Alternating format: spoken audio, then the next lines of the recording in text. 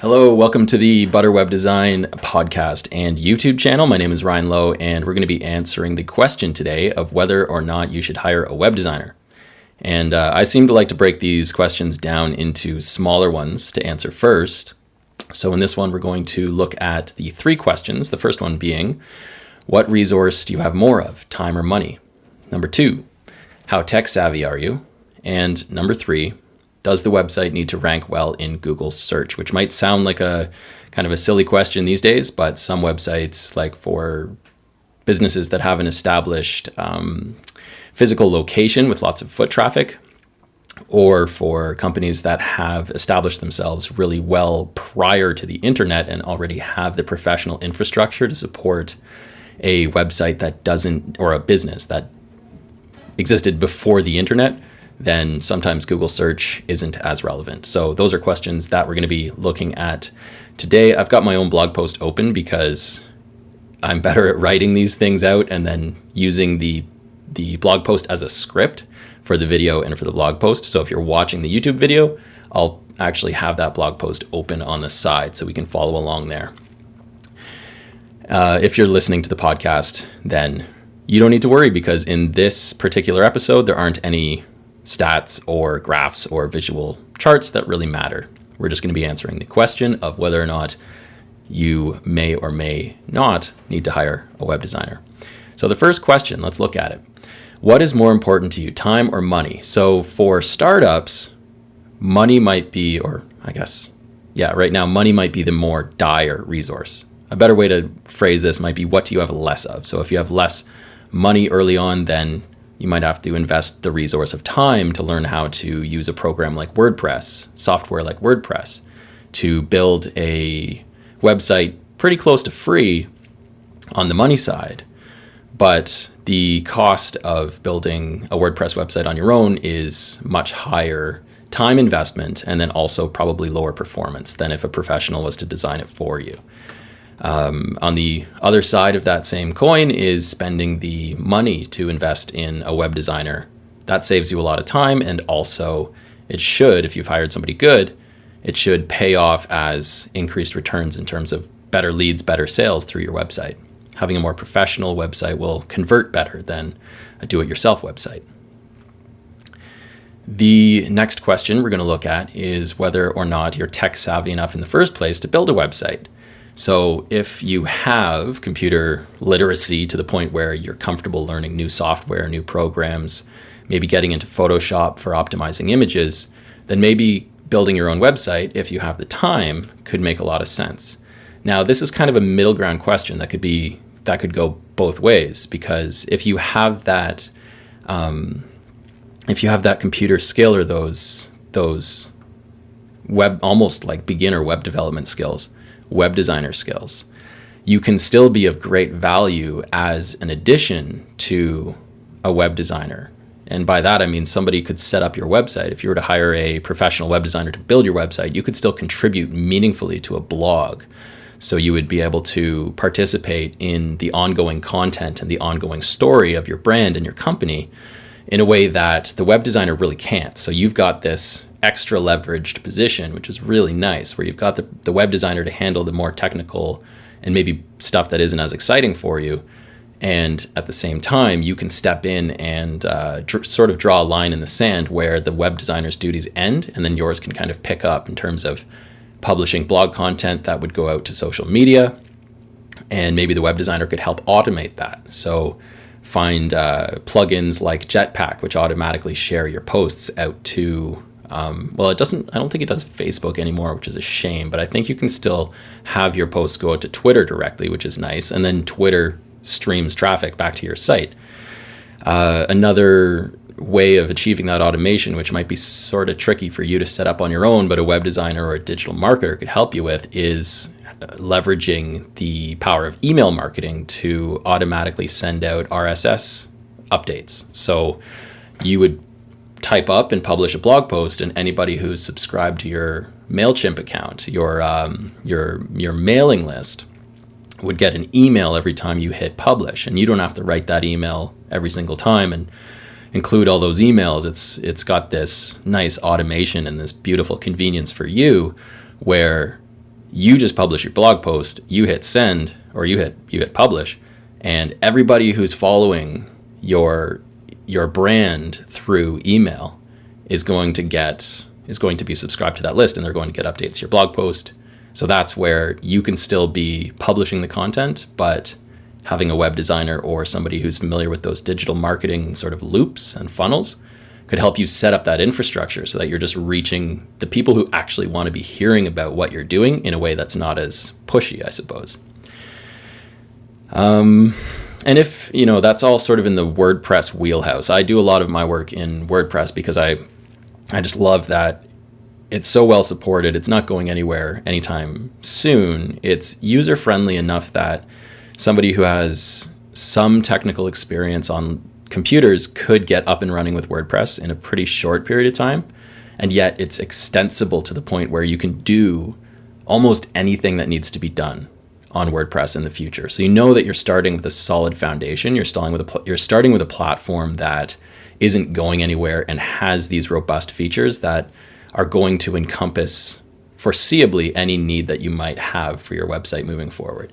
Whereas if you hop onto one of these drag and drop builders like Wix or Weebly or Squarespace, they're just so limited that, you might be happy about being able to not spend as much time learning how to use them. They might look pretty cool, but there are only 6 templates, or they don't integrate nicely with third-party plugins that you want to use for your marketing down the road. So I tend to discourage people away from using Wix, Weebly, or Squarespace for those reasons.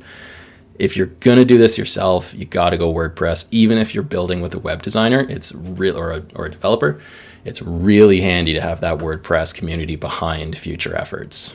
You can just really leverage so much extra coding talent through that plugin community. It's amazing. And the next point is what you'll need to know if you do this yourself. So sometimes through the management of our own cell phones or computers or iPads or even just Facebook accounts or social media channels, we kind of lose track of the fact that those interactions that we have been put in place by teams of developers. So when we think about, it should be as easy to update our website as it is to update our Facebook page or our Twitter account or our Instagram feed. There are dozens, if not hundreds, of designers and developers involved in making that process seamless and easy, whereas even if you hire a designer to build your website, you've really only got one person, maybe 2 or 3, if you're going with an agency, who are going to try to pull together as much as they can to make it as easy as possible for you, but there's still going to be some technical skill required if you want to take your website into your own hands and do a lot of that work yourself. Examples include exporting images from Photoshop. So when you take a picture with your phone or from a camera, the camera or the phone is trying to gather as much information as possible because it doesn't care about load time. It just cares about capturing a beautiful, sharp, high resolution, high megapixel image.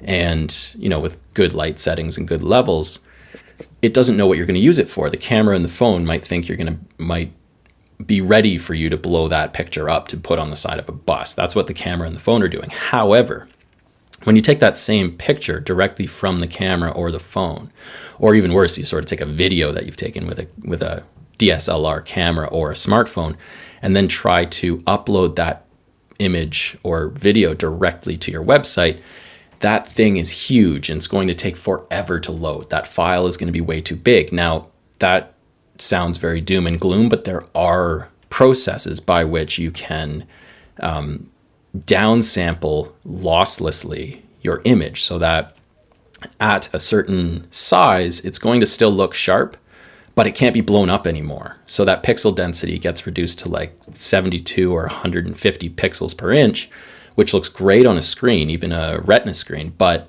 it doesn't have the ability anymore to get blown up to the size of like a billboard. And that's good because when people are loading your website on their phones or are using data, for example, and their plans are limited to the amount of bandwidth they're able to use in a month, you want to give them the smallest images possible that still look sharp so that they load quickly on mobile devices especially.